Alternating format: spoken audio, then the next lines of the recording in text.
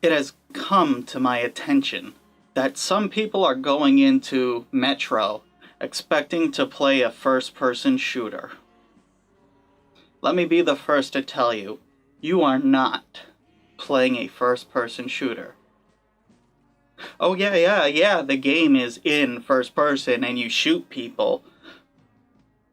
But a survival horror game, you don't get a lot of ammo and you don't get a lot in the way of help either. A friend of mine started playing it and they said it was just like, it was too hard, it was frustrating. They didn't know what they were getting into. It's not Far Cry, it's not Halo, it's Metro, and you gotta be prepared for it. You can go in completely blind and enjoy the experience of having the shit kicked out of you, but maybe here's some things I'm gonna tell you before you go and pick up a Metro game. To start off, the new one, Exodus, you may be asking yourself, do I have to play the other two first? Well, if you buy the Xbox version, you'll get a copy of the first game. But, even so, if you've not played them before, the older ones are a little bit more difficult, and I think I think Metro Exodus is a better first-time experience. It's less claustrophobic than the other games, but it's still brutal. If you end up liking it, you can play the others and experience it, but start with Exodus. So for those uninitiated, Metro is atypical. It's survival horror with FPS, with some kinda RPG-ish moments in it. You don't just fight humans or monsters, you fight them both. And different people require different tactics. You pretty much can't run in guns blazing if you want to fight humans, because they're going to all zero in on you and destroy you. You'll be ventilated in seconds. For the most part, you're going to want to learn how to stealth, because good luck to you if you spend more than 2 magazines worth of ammo. That's your entire ammo reserve right there. And just make as much ammo as you possibly can, because just when you think you have enough ammo, the game will beat you up, and it's not going to take away all your ammo, but you will spend it all. Many times. So yeah, stock up on ammo all the time. Your health doesn't regenerate. You have to keep medkits on you. Well, it regenerates a little bit, because there's a certain level where you get hurt, and if you get really hurt, you'll breathe heavy, but then that will go away. But yeah, no, you don't get back to full health yourself. You gotta use some medkits. And trust me, those are also hard to come by. You pretty much have to make your own for most of the game. Now, if anyone knows me, they know I hate crafting, but the crafting here isn't too bad. You basically have 2 resources that you have to find, and you gotta use the stuff to make other stuff. The game makes real good use of a backpack. You can craft, gadgets and ammo for all your weapons. However, you have to do that mainly at a work desk. If you're on the go, you won't have as much to craft. So find those safe houses so you can get a full workshop, and remember to always make absolutely sure you're ready to go before you head off. Make sure you're comfortable with the weapon you have. Make sure you have the right attachments. Make sure you understand how to use it, because the guns can be a little weird. And you may find yourself having several moments where you may have to use a gun you're not comfortable with using because you're so low on ammo. So what about the mutants and monsters? Those, for the most part, you're almost always in an all-out assault with them, but don't be afraid to run away. Running is a valid tactic in most situations, actually, for this game. If you're getting beaten up, take off. Some monsters you can't escape, though, and the game will lock you in a room with monsters that you'll have to face head-on. Once again, make sure you have ammo. You're not going to be able to craft ammo on the fly. It doesn't pause the game when you whip out your backpack. You can't really make weapons. You can't really make weapons or gadgets on the fly. You kind of just have to stop once you have a good stopping point to replenish. Which reminds me, there are a lot of gadgets in this one. You have on your wrist a set of gear that allows you to track what time it is, check if you're visible or not with a little light bulb that lights up if you're visible and is dark when you're not visible. It's pretty binary stuff as far as Metro goes, you know. You're either visible or you're not. It's helpful for learning how to get around enemies, stick to the shadows, that kind of thing. Don't fight the flying monsters, the demons, or as Khan calls them, bitches. You'll just have a bad time. Stay away from them. There are a lot of gadgets you also gotta learn how to handle. You gotta learn your way to use. You gotta pay attention to radiation. You have a gas mask, and you have to make sure you have enough filters. Another thing you gotta stock up on. Filters, filters, filters. The original game especially, you need to like max out your filters at like all time, because the first game isn't as generous with the filters and with fixing your mask as the new one is. Then you also have an item to charge your light. Your little flashlight needs this little pump mechanic to charge it up. And then there's a weapon called the T-car, which is kind of like, I don't even know if I'm saying that right, but you gotta pump it to make sure it uses compressed air to fire.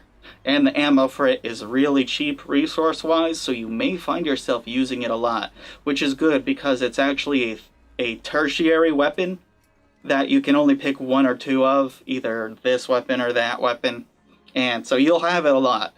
Learn how to use it and make some ammo for it. You will need it. Be prepared to sit back and relax for a bit.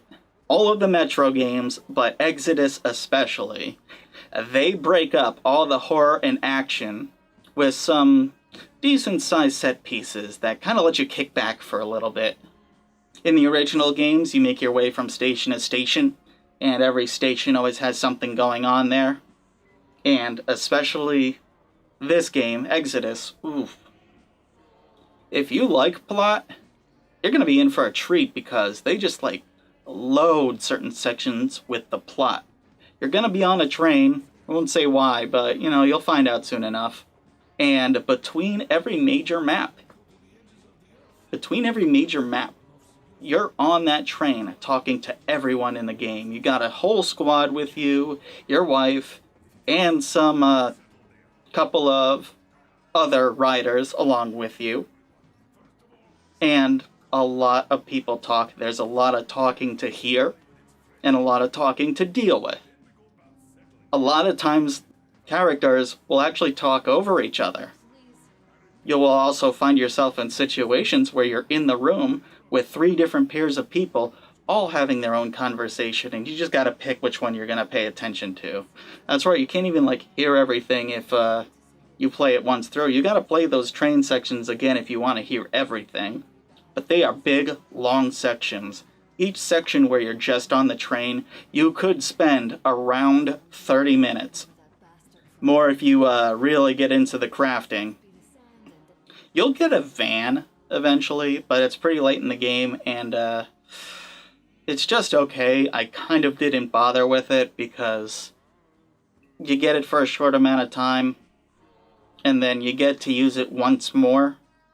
And it's not a big deal. It's kind of lame, actually, and very hard to drive because of the map. There's no, like, mini-map with you or anything like that. You do get some waypoints, but for the most part, you gotta stop what you're doing and look at a physical map when you want to find your way around. So all these tips are basic, but... So what's the deal with the game? Why is it so unique? The game throws you into the deep end a lot. Even though you get a tutorial and you get to learn a feel for things, you may not be prepared for the kind of fights you're going to deal with. The game is always ready to throw something different at you every time. 1 second, you'll be fighting a round of monsters in a cave. Next minute, you'll be fighting a bunch of tribals out in the open. And then there are the parts with the spiders. If you don't like spiders, you are going to love this game. And by love, I mean you're going to have a really bad time with the spider section. If you like FPSs for action, pick up a different game, honestly. This game isn't action heavy, although there is one moment in the game that gets pretty heated. Not gonna lie. I hated it, because the game's not meant for it. You move slow, you aim slowly. This is not like a snap and aim shooter like your modern military shooters are. You're just a normal guy. Well, not a normal guy, an elite guy, but a guy. Just fighting. There's a level of realism in there. In fact, the level of realism and the amount of gadgets you can use is so elaborate that when I was done with the game, I actually went on to play Far Cry New Dawn. Review will be up for that soon. Far Cry New Dawn.